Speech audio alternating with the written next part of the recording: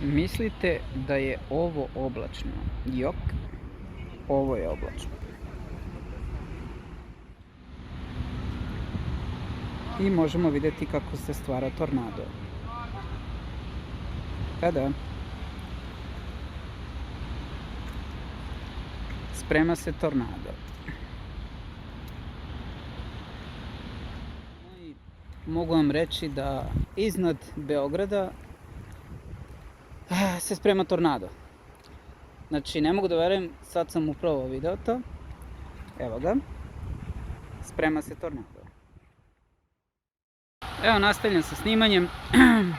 Nebo je neverovatno crno, na ovoj kameri se to ne može najbolje vidjeti.